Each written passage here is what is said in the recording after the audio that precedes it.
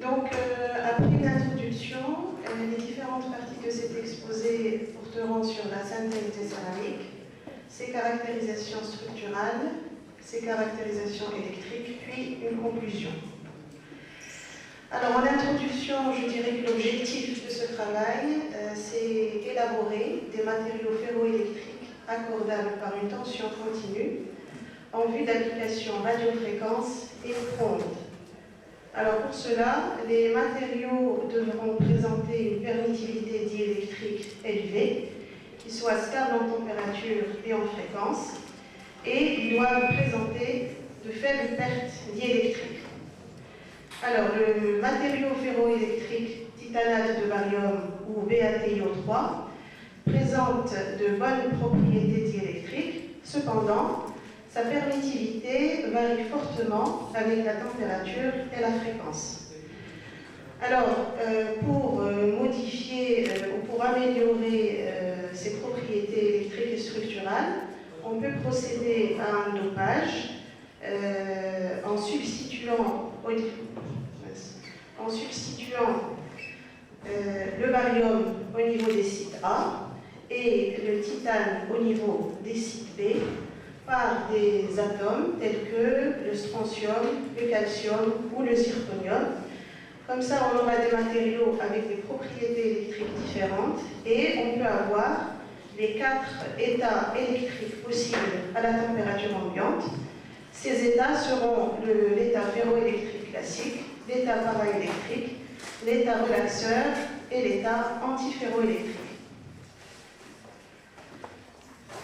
Les céramiques que nous avons synthétisées présentent un diamètre de 6 mm et une épaisseur de 1 mm, et d'autres de 3 mm de diamètre et d'épaisseur. La méthode de synthèse est la voie solide, qui consiste à faire dans un premier temps un mélange des quantités stoichiométriques. Ça marche plus ici. Chef. D'oxyde et ou de carbonate. Ensuite, la poudre obtenue est broyée puis calcinée à 1350 degrés Celsius pendant 15 heures. La poudre calcinée est de nouveau broyée et mise en forme. Puis c'est la mise en forme des céramiques. Les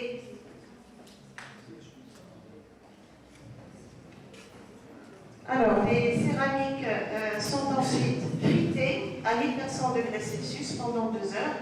Elles vont ensuite être prêtes pour les caractérisations. Les matériaux que nous avons synthétisés, donc vous les avez dans ce tableau, et leur état électrique à la température ambiante. Alors, il s'agira du BCT qu'on a obtenu en dopant le barium par du calcium avec des taux de 50%, 60% et 70%. Et ce matériau sera un ferroélectrique classique. Le dopage par 40% et 100% de strontium permettra d'avoir des matériaux à l'état paraélectrique. Et en dopant par du zirconium et cette fois-ci le titane, en substituant le titane par des taux de 50% et 60% de zirconium, on aura des matériaux à l'état relaxeur. Et en dopant le SrTiO3 par 35 et 40% de calcium, on aura un matériau à l'état antiferroélectrique. Alors, sur le diagramme des rayons X des céramiques DCT, on retrouve en fait les pics caractéristiques de la phase perovskite. D'autre part, ces pics sont intenses et très étroits, ce qui montre une bonne cristallinité de notre poudre. Les micrographies ici montrent une microstructure assez dense, dont la taille des grains augmente avec le taux de calcium dans le matériau. Pour les céramiques DST, on retrouve toujours les pics caractéristiques de la phase perovskite.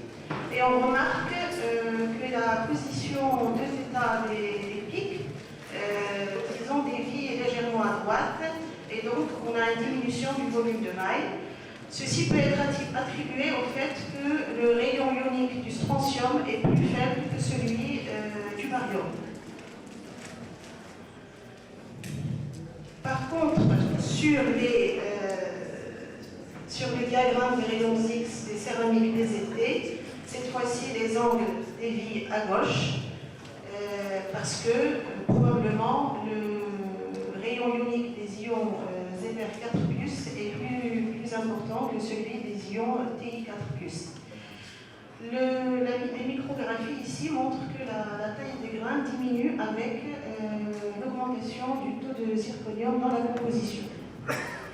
Et enfin, les diagrammes des rayons X des céramiques SCT montrent que les phases obtenues sont pures et que la taille des grains augmente, disons, de façon significative par rapport au SrTO3 avec 40% de dopage de calcium.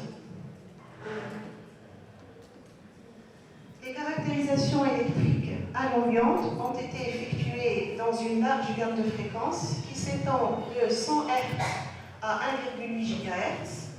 Alors ici, en dopant avec le calcium, on voit que la permittivité diélectrique diminue. Et cette diminution est d'autant plus marquée que le dopage de calcium augmente. Par contre, la permittivité est stable sur une large gamme de fréquences, ce qui n'est pas le cas du BaTiO3. La tangente de perte diélectrique, elle, diminue d'au moins un facteur 10 jusqu'à une fréquence de 10 MHz.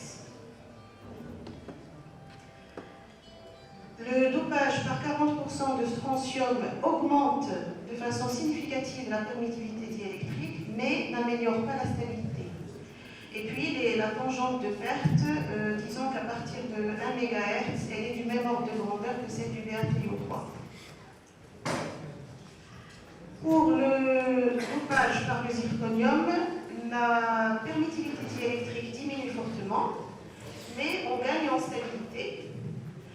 Et la tangente de perte, ici, à partir de 1 méga, au-delà de 1 méga, elle est plus faible que celle du BaTiO3 et elle descend même jusqu'à des valeurs inférieures à 5-10-3.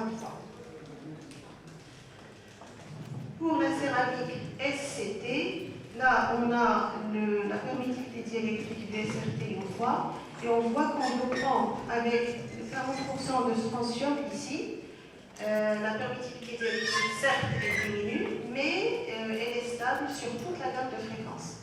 Et la tangente de perte reste inférieure à 0,1 et descend à des valeurs inférieures à 2,10-4, par exemple entre 1 méga et 10 MHz.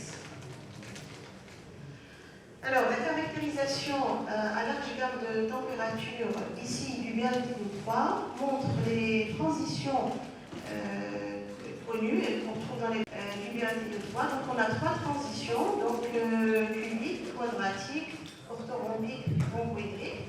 Donc, la transition ici, la première correspond au maximum de la constante diélectrique. Cette transition est obtenue pour la température de Curie, qui vaut 130 degrés Celsius pour le BaTiO3. Cette transition sépare l'état ferroélectrique de l'état paraélectrique. Puis nous avons la transition quadratique orthorhombique, puis orthorhombique rhomboédrique pour une température proche de moins 60 degrés Celsius approximativement.